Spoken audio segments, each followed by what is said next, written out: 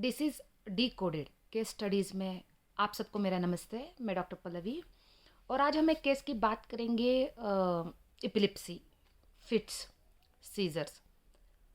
तो ये एक बच्चे की कहानी है। ये बच्चे के मैं कांटेक्ट में आई थी लगभग 9-10 साल पहले और ये बच्चे को फिट्स ज़िंदगी में पहली बार उनके माता पिता ने देखा। फिट्स ये सुनने में हमको बहुत आसान लगता है, लेकिन देखने में ये इतना आसान नहीं, मुश्किल है।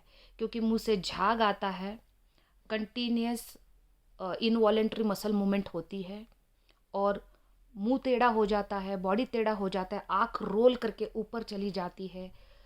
तो देखने के लिए एक बहुत भयानक दृश्य होता है। कभी कभी ये अटैक होता है जिसमें पूरा बॉडी सीवियरली स्टिफ हो जाता है और लोगों को पता नहीं चलता कि ये कंडीशन में क्या करें, डर जाते हैं। तो अगर फिट्स, सबसे पहले तो एक सजेशन है, फिट्स अगर किसी को भी दिखाई देता है, आजू बाजू में ऐसे हो रहा है, तो आप एक चीज़ कर सकते हैं। आपने सुना होगा कि पुराने ज़माने में मुंह में आयरन रॉड रखते थे, कीचेन रखते थे या कुछ भी ऐसी चीज़ रखते थे। ये ऐसी चीज़ रखना इसलिए ज़रूरी है क्योंकि टंग बाइट ना हो, ठीक है ना। आयरन इसलिए क्योंकि उतनी ताकत नहीं होती कि दांतों से हम आयरन को तोड़े। कोई मुलायम चीज़ रखी, रबर रखा, कुछ भी रखा, तो आसानी से टूट सकता है क्योंकि इनवॉलेंट्री मूवमेंट है, बॉडी पूरा स्टिफ है, ताकत ज़्यादा हो जाता है, तो आप टंग बाइट कर सकते हैं। आपकी जीभ जो है वो टूट सकती है, तो इसीलिए मुंह में रखना जरूरी है। दूसरी चीज़ आप याद रखिए कि एक साइड में आपको सर करना है, क्योंकि टंग जो है, एपिलेप्सी में बहुत डेंजर क्या होता है कि टंग हमारी जो श्वास नलिका है उसके ऊपर गिर जाती है, ठीक है। तो श्वास नलिका के ऊपर गिर गई तो सांस हम ले तो रहे लेकिन अंदर जा नहीं पा रहा, तो ये एक डेंजर हो सकता है। तो कभी भी अगर फिट्स कोई भी बच्चे को या किसी बंदे को आ रहा है तो टंग बाइट होने से रोके, मुंह में कुछ डालने की कोशिश करे और सर एक साइड में करे। अगर हम वेल इक्विप नहीं है तो ये फिट्स जब हो रहा है तब हम एक्चुअली कुछ नहीं कर सकते हैं। डेफिनेटली कुछ एक्यूपंक्चर, कुछ एक्यूप्रेशर पॉइंट्स रहते हैं जिनका हम सहारा ले सकते हैं। आप कंटिन्यूस कांटेक्ट बनाए रखिए। पूरा जो स्टिमुलेशन से, लाइट स्टिमुलेशन वो कम करें। फिट्स लगभग 2 मिनट से लेके 15 मिनट तक कुछ लोगों को होता रहता है। वेट कीजिए, फिर आप हॉस्पिटल में जा सकते हैं, आप उसकी मदद ले सकते हैं क्योंकि वहाँ पे कुछ सेडेटिव ड्रग्स दिए जाते हैं, कुछ सेंटर सप्रेशन ड्रग दिए जाते हैं और उसकी वजह से अगर नेक्स्ट एपिसोड आने वाला है आज के दिन का तो वो नहीं आता, कंट्रोल होता है और कुछ गोली दे के, एंटी एपिलेप्टिक गोली दे के हमको घर में भेज देते हैं। सबसे पहले तो ऐसी चीज़ें हो जाती है और कोई माँ उससे कनेक्टेड है तो बहुत ही ज़्यादा टेंशन में आते हैं, बहुत ही ज़्यादा।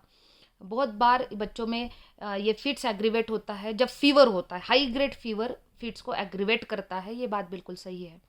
और दूसरी बात ये आप समझे कि फिट्स होने पे बाद हम क्या करते हैं। हम बच्चों को लेके डॉक्टर के पास जाते हैं और डॉक्टर एंटी एपिलेप्टिक लेके भेज देते हैं। अब ये मेरा पर्सनल अनुभव है क्योंकि ऐसे काफ़ी सारे बच्चों को मैं देखती हूँ, मेरे पास ऐसे केसेस आते हैं जहाँ पे हम फिट्स की दवा ले रहे हैं, एंटी एपिलेप्टिक मेडिसिन ले रहे हैं, फिर भी फिट्स आ रही है। ओके, कुछ कंडीशंस में रुक रुक के आ रही है, मतलब फ्रीक्वेंसी या ड्यूरेशन जो है, ड्यूरेशन उसमें 2 फिट्स में आने का ड्यूरेशन ज़्यादा है और जब फ्रीक्वेंसी है वो कम है। पर कुछ केसेस में ऐसा है कि 7 to 8 मेडिकेशन चालू है, फिर भी फिट्स डेली की केसेस है और डेली की फिट्स कम करने के लिए हम फिर डॉक्टर के पास जाते हैं। तो हमेशा मेरा अप्रोच ये रहा है कि ये जो प्रॉब्लम है ये क्यों है, ये आप समझो। ये क्यों को अगर आप रिपेयर करते जाओगे तो फिट जैसी बड़ी चीज़ों पे भी आप कंट्रोल पाओगे। तो ये जो बच्चा आया था मेरे पास, इनको बोला गया था कि इसको आप ऊंचाई पर मत लेके जाओ, वो ट्रिगर हो सकता है। पानी में मत लेके जाओ, ये ट्रिगर हो सकता है। आप उसको शादियों में मत लेके जाओ जहाँ पे आवाज़ होता है, बैंड होता है। आप उसको क्राउड में मत लेके जाओ, वो ट्रिगर हो सकता है। आप उसको खेलने के लिए मत भेजो क्योंकि कुछ ऐसे गेम्स होते हैं जिसमें ज़्यादा मूवमेंट्स होती है। ये aggravate, excitement can be aggravation, trigger point हो सकता है फिट्स का, जो आपकी ब्रेन सह नहीं सकता और फिट्स आ सकती है। तो ये माता पिता दोनों थे, वो टेंशन में आ गए। मेडिसिन स्टार्ट कर जरूर कर दिया था, ये टेंशन में आ गए कि अगर हमारा बच्चा ये सारी चीज़ें एंजॉय नहीं करेगा ज़िंदगी भर तो क्या हम डर के साए में जिएंगे। ये उनका एक थॉट प्रोसेस था जो उनको हमारे पास लेके आया।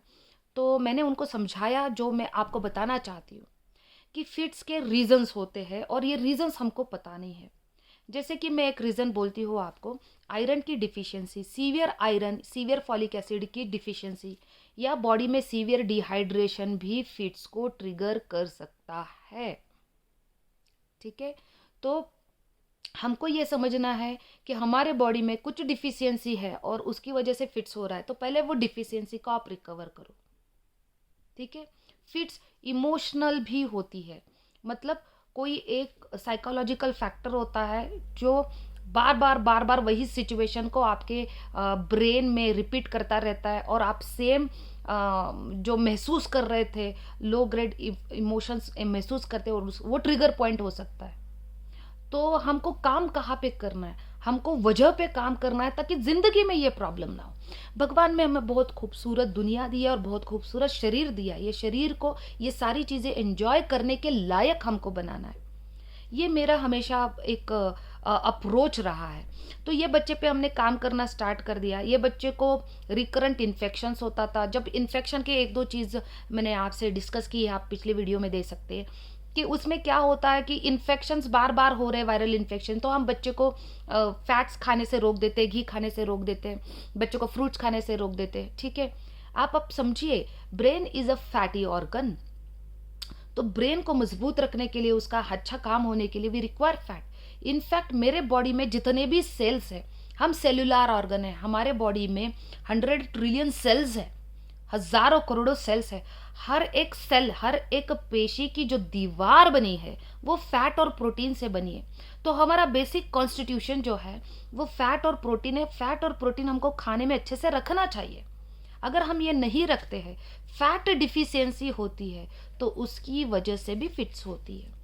फिट्स के लिए सबसे बढ़िया जो इलाज बताया जाता है आयुर्वेदा में वो है फैट कंजम्पशन।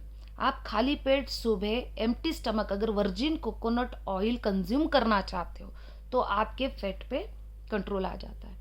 तो हमको ये इम्पॉर्टेंट है समझना कि कुछ डाइटरी चेंजेस और कुछ न्यूट्रिशनल चेंजेस इसमें बहुत इंपॉर्टेंट है। फिट्स के बहुत सारे रीज़न है, उसमें से एक रीज़न ये भी है कि हमारी बॉडी में बिकॉज ऑफ एनवायरमेंट जो चेंज हो चुका है, एनवायरमेंटल टॉक्सिन्स जो ऐड हो चुके हैं, तो उसकी वजह से कुछ हैवी मेटल्स जैसे कि एल्यूमिनियम या लेड हमारे बॉडी में, हमारी ब्रेन में न्यूरोलॉजिकल चेंजेस कर सकते हैं। और ये लेड हमारी ब्लड में ज़्यादा मात्रा में होना हमें फिट्स दे सकता है। हमको ये भी जानने की ज़रूरत है कि कुछ ऐसे रीजंस हैं, जैसे कि आज के तारीख में मिल्क कंजम्पशन बहुत बड़ा है, शुगर कंजम्पशन बहुत बढ़ गया है। ठीक है, अगर आप देखोगे रिफाइंड कार्बोहाइड्रेट जैसे मैदे की चीज़ें ये बहुत बढ़ गई है। पहले के ज़माने में हम जब छोटे थे हमारे पास दो ही ऑप्शंस थे खाने के लिए, पोटैटो का सब्जी बनता था, मेथी का सब्जी बनता था। हमको मम्मी बोलती थी दोनों में से एक खाओ, खाना तो यही है, दूसरा कुछ नहीं मिलने वाला। लेकिन आज अगर आप देखोगे छोटे बच्चों को वैरायटी ऑफ ऑप्शन है। हम इमोशनली वीक हो गए हमारे बच्चों के लिए। बच्चा इतना रोता है कि हम जो पावरफुल खाना है, हमारा ट्रेडिशनल खाना है, वो देने के बजाय बच्चा रो रहा है, चलो उसको हम वेफर्स दे देते, चलो हम उसको ये दे देते, ऐसा करते। बहुत सारी एडवर्टाइजमेंट्स भी आ रही है जो बताती है कि मेरा बच्चा खाना नहीं खाता, मुझे कोई चिंता वाली बात नहीं, क्योंकि उसने ये बिस्किट खा लिया, उसने ये केक खा लिया जिसमें सारे न्यूट्रिशंस है। ऐसे नहीं होता दोस्तों। हमारी बॉडी सिर्फ बनी है नेचुरल चीज़ों के साथ न्यूट्रिशन एब्जॉर्ब करके अपना काम चलाने के लिए। तो कुछ चीज़ें हमारे बॉडी के जो सिस्टम है उसी तरीके से हमको करनी चाहिए। मुझे बहुत with due respect to all advertisement industry, मुझे बहुत कभी कभी हर्ट होता है कि हम इस तरीके से, क्योंकि एडवर्टाइजमेंट ये एक बहुत बड़ा माध्यम हो चुका है एजुकेशन के लिए। ये हम मानना है कि काफ़ी सारा बड़ा बदलाव सोसाइटी में आया है एजुकेशन जो एडवर्टाइजमेंट के ज़रिए होता है उसके ज़रिए। लेकिन अगर ये एडवर्टाइजमेंट अगर सही डायरेक्शन में हो, अगर ये सही चीज़ों को डायरेक्ट कर रही है, तो इससे बहुत बड़ा पावरफुल माध्यम कोई हो नहीं सकता पूरी दुनिया में। तो ये बहुत इम्पॉर्टेंट है कि एडवर्टाइजमेंट में हमको ये याद रखना है कि जो भी एडवर्टाइजमेंट हो रही है उसमें आप चुनो कि आपके लिए क्या इम्पॉर्टेंट है, आपके लिए क्या जरूरी है, आपके लिए क्या महत्वपूर्ण है, फायदेमंद है, और वो है सही चीज का इस्तेमाल करना। ठीक है, तो ये केक है, ये बिस्किट्स है, ये किसी भी तरीके से जो फास्ट फूड बने हैं, जो एडिशनल फूड्स बने हैं, ये किसी भी तरीके से हमारे बॉडी में न्यूट्रिशन ऐड नहीं करते। हमारा बॉडी न्यूट्रिशन सिर्फ और सिर्फ फूड से ही एक्सट्रैक्ट करना चाहिए, क्योंकि ये लॉन्ग लास्टिंग हेल्थ का माध्यम है। तो ये बच्चा था जिसका मैं स्टोरी आपको बता रही हूँ। ये बच्चे पे हमने काम करना स्टार्ट कर दिया, हमने थोड़ी डाइटरी चेंजेस कर दी, कैल्शियम रिच चीज़ें हैं और मिल्क वाली चीज़ें हैं, ये कम्प्लीटली हमने स्टॉप कर दी।